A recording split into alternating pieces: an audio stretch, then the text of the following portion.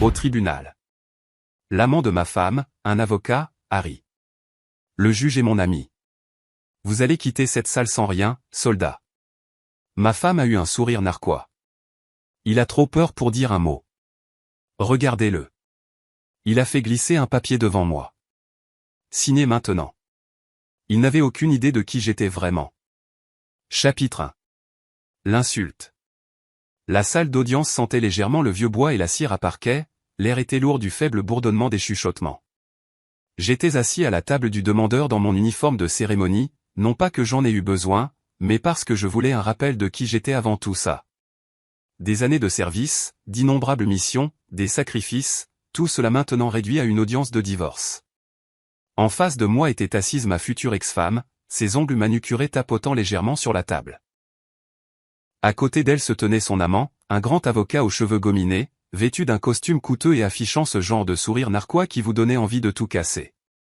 Il s'adossa à sa chaise, me jetant un regard d'une confiance nonchalante. Le juge est mon ami.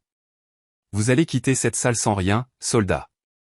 Ma femme lui sourit, puis se tourna vers moi. Il a trop peur pour dire un mot. Regardez-le. L'avocat sortit un document de sa mallette et le fit glisser sur la table vers moi. Signez maintenant. Je baissai les yeux sur le papier. C'était un accord de partage des biens qui me dépouillait de la maison, des économies, et même de mon camion.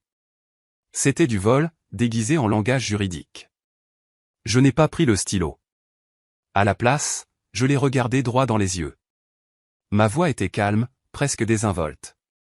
Vous n'avez vraiment aucune idée de qui je suis, pas vrai? Chapitre 2. Avant la trahison. Il y a 3 ans, si vous m'aviez dit que je serais assis dans un tribunal en face d'elle, j'aurais ri. À l'époque, elle était mon encre. Du moins, c'est ce que je pensais. Nous nous sommes rencontrés alors que j'étais encore en service actif. Elle disait admirer ma discipline, ma loyauté, mon sens du devoir. Je pensais qu'elle était sincère. Mais j'ai aussi remarqué la façon dont ses yeux s'illuminaient lorsque nous allions à des événements. Non pas parce qu'elle était fière d'être à mon bras, mais parce qu'elle aimait l'attention. Elle aimait être présentée à des gens puissants. Elle aimait la façon dont les femmes d'officiers se penchaient pour l'écouter parler. Quand je suis retourné au pays et que j'ai pris un poste de bureau à la base, les choses ont changé. Elle se plaignait des horaires, de la vie ennuyeuse, du fait que je n'étais plus l'homme qu'elle avait épousé. J'ai mis ça sur le compte de l'adaptation. Puis sont venus les dîners de travail tard le soir, les appels téléphoniques passés dans le garage, l'obsession soudaine pour son apparence. Je voulais croire à ses excuses. Vraiment. La vérité est apparue de la manière la plus laide qui soit. Je suis rentré plus tôt d'un séminaire de formation et je les ai trouvés, elle et lui, dans mon salon, des verres de vin sur la table, la veste de son costume sur ma chaise. Il n'a même pas bronché. Il a juste souri de ce sourire d'avocat et a dit « On dirait que vous êtes rentré tôt, soldat ». Ce n'était pas seulement de la trahison. C'était de la moquerie. Et quand j'ai appris plus tard qu'il avait pris son dossier pour notre divorce et qu'il était lié au juge, j'ai su que je n'entrais pas dans un combat équitable. Mais j'avais déjà mené des combats inégaux, et je n'y étais jamais allé sans préparation. Chapitre 3. La mise en place discrète. De retour dans la salle d'audience, je n'ai pas touché le stylo qu'il avait fait glisser vers moi. Au lieu de ça, je me suis adossé, les laissant croire que j'hésitais par peur. Ce qu'ils ne savaient pas, c'est que mon silence était délibéré. Depuis 3 mois, je constituais discrètement mon propre dossier. Pas par la voie habituelle d'un avocat spécialisé en divorce, mais en utilisant les compétences et les contacts que j'avais acquis au service. J'ai récupéré des relevés bancaires, j'ai pisté des comptes cachés dont elle pensait que j'ignorais l'existence, et j'ai obtenu les témoignages d'amis communs qu'elle avait trahis en cours de route. Plus important encore, j'avais tout documenté, la liaison, les mensonges et, le plus accablant de tous, les communications douteuses entre son amant et le juge. Un de mes amis de la DEC, la division des enquêtes criminelles, m'avait aidé à mettre en place une écoute parfaitement légale lors d'un de leurs dîners de célébration. Leur arrogance était stupéfiante. Ils avaient ouvertement plaisanté sur le fait d'enterrer le soldat, et sur la façon dont, le juge signera tout ce qu'on lui mettra sous le nez. Tout cela, je l'avais maintenant sur un fichier audio impeccable. Le fichier que j'avais étiqueté pour le tribunal, pièce à conviction Z. Je gardais un visage impassible en jetant un coup d'œil au juge. Il hocha la tête poliment mais avec expectative, pensant clairement que tout serait terminé en quelques minutes. L'avocat tapota le document. Signé, soldat. Épargnez-vous l'humiliation. J'ai failli sourire. Vous en êtes certain? Chapitre 4. Pièce à conviction Z. Le juge s'éclaircit la gorge. Monsieur Walker, soit vous signez l'accord, soit vous énoncez votre objection. Je me suis levé lentement, en boutonnant ma veste. Votre honneur, j'ai une objection et une pièce à conviction supplémentaire. L'avocat leva les yeux au ciel. Votre honneur, c'est une manœuvre dilatoire transparente. Il n'y a aucune nouvelle preuve au dossier. J'ai sorti un petit enregistreur numérique de ma mallette et je l'ai posé sur la table. En fait, si. À soumettre comme pièce à conviction Z. L'atmosphère de la pièce a changé. Des murmures dans le public, le greffier qui se redresse sur sa chaise, le juge qui fronce les sourcils. Procédé. J'ai appuyé sur lecture. La voix de son amant emplit la salle d'audience, suave et arrogante. Ne t'inquiète pas, ma chérie. Le juge signera tout ce qu'on lui mettra sous le nez. On va le saigner à blanc et on trinquera à ça à cabot. Le rire de ma femme suivit, reconnaissable entre tous. Il a trop peur pour se battre. Le temps qu'il réalise, la maison, les comptes, tout sera à nous. Un hoquet de stupeur parcourut les spectateurs. Les yeux de ma femme s'écarquillèrent. Son avocat resta figé un instant avant de bondir sur ses pieds. Objection. C'est une violation de la vie privée. Le juge le coupa sèchement. Rejeté. Poursuivez l'enregistrement. Je l'ai fait. Et la phrase suivante était celle que j'attendais. L'amant, encore. Même s'il essaie, je l'enterrerai. Le juge est mon pote. On a déjà fait ça avant. À présent, le juge se pencha en avant, les yeux rivés sur l'avocat, la voix glaciale. Est-ce votre voix, maître? La couleur quitta son visage. Chapitre 5. Le vent tourne. Le silence dans cette salle d'audience était suffocant. Même le bruit du climatiseur semblait fort. L'avocat déglutit difficilement, sa voix soudainement faible. Votre honneur, c'est sorti de son contexte. Le juge frappa une fois avec son marteau. Maître Cole, vous n'insulterez pas cette cour avec des excuses boiteuses. Cet enregistrement démontre une collusion et une faute professionnelle manifeste. Huissier, saisissez cet appareil comme preuve.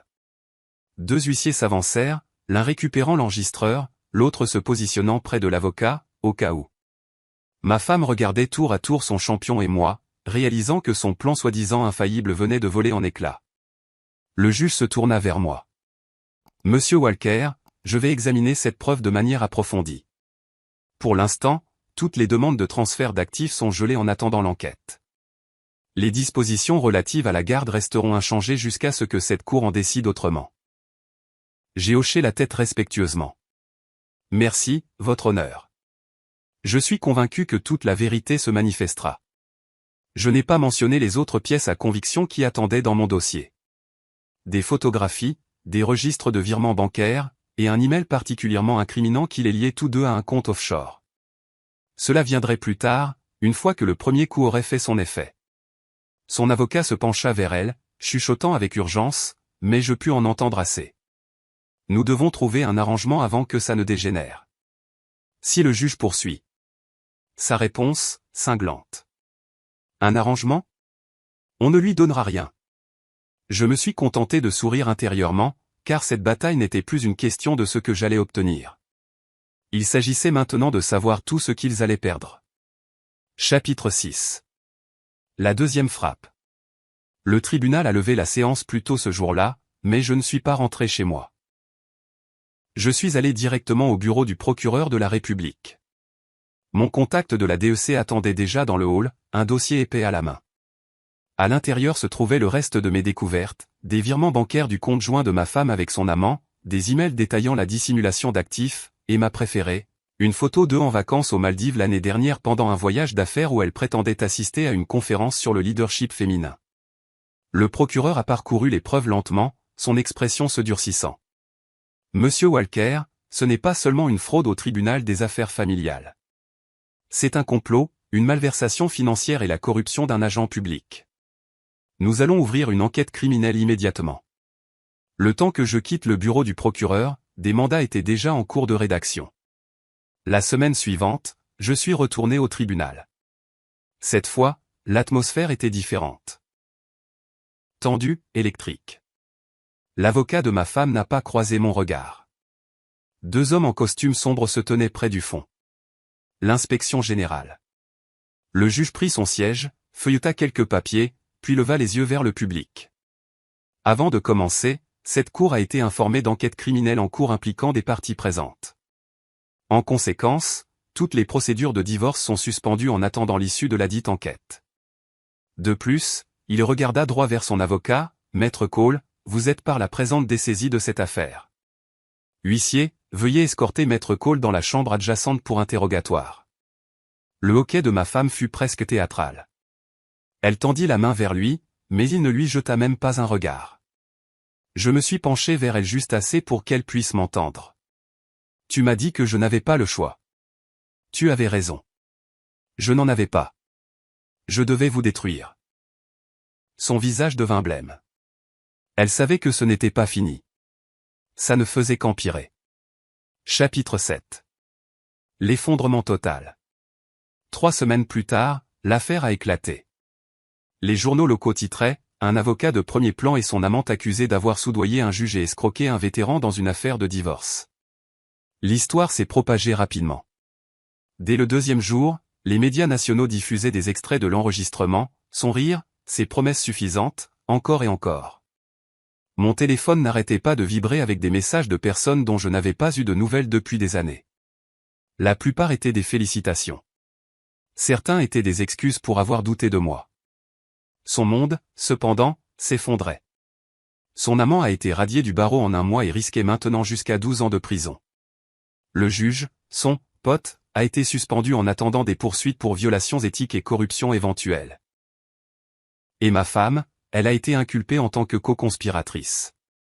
Le procureur a gelé ses comptes, saisi sa voiture de luxe et le condo qu'elle s'était acheté avec mon argent. Sa famille, autrefois suffisante et bruyante, est devenue silencieuse.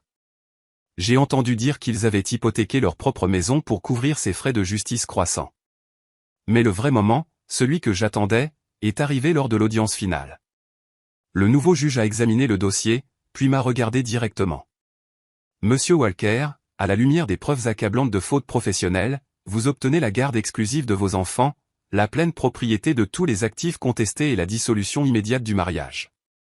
Madame Walker est condamnée à verser une restitution desquelles en sera légalement capable. Ses mains tremblaient lorsque le marteau est tombé. Je me suis levé, j'ai boutonné ma veste et, en passant à côté d'elle, j'ai dit doucement, pas le choix, tu te souviens. Je suis sorti de cette salle d'audience, libre, mes enfants m'attendant dehors avec mon père, souriant pour la première fois depuis des mois. Épilogue. Le coup de grâce. 2 mois après cette rencontre au supermarché, une enveloppe est arrivée dans ma boîte aux lettres. Son écriture, tremblante, désespérée. À l'intérieur, une seule page. Je ne trouve pas de travail. Je ne peux pas payer le loyer. S'il te plaît, juste assez pour m'en sortir jusqu'à ce que je trouve quelque chose. Pour le bien des enfants. Il n'y avait pas de « je suis désolé », aucune reconnaissance de ce qu'elle avait fait. Juste la supposition que je la sortirais encore d'affaire. J'ai placé la lettre dans une nouvelle enveloppe avec une seule photo, une que j'avais prise le week-end dernier, moi, les enfants, mon père et ma nouvelle compagne, souriant sur la terrasse du chalet que je venais d'acheter à la montagne. Au dos, j'ai écrit « Tu avais raison. Je n'avais pas le choix. J'ai choisi de bien vivre sans toi. » 2 semaines plus tard, un ami commun m'a dit qu'elle avait été expulsée. Elle logeait dans un motel délabré en périphérie de la ville, partageant une chambre avec des inconnus et vivant du peu qu'elle pouvait gagner en liquide. Pendant ce temps, je signais un contrat pour un projet de sécurité majeur à l'étranger. Un contrat à 6 chiffres qui mettrait ma famille à l'abri pour des années. La leçon était simple. La trahison ne fait pas que brûler les ponts. Elle vous laisse échouer sur une île que vous avez vous-même incendiée. Et quand vous regardez de loin, vous réalisez que parfois, la plus douce des vengeances n'est pas la vengeance du tout. C'est simplement de s'en aller et de ne jamais regarder en arrière. Cette vengeance était-elle parfaitement justifiée? Dites-nous ce que vous pensez de cette histoire dans les commentaires ci-dessous. Aimez cette histoire si vous pensez qu'elle est justifiée, partagez-la avec quelqu'un qui a besoin de cette énergie. Et abonnez-vous pour d'autres récits époustouflants de trahison et de justice. Car ici, chaque mensonge a son heure de vérité. Et chaque trahison trouve son ombre. Restez vifs, restez forts, et restez à l'écoute.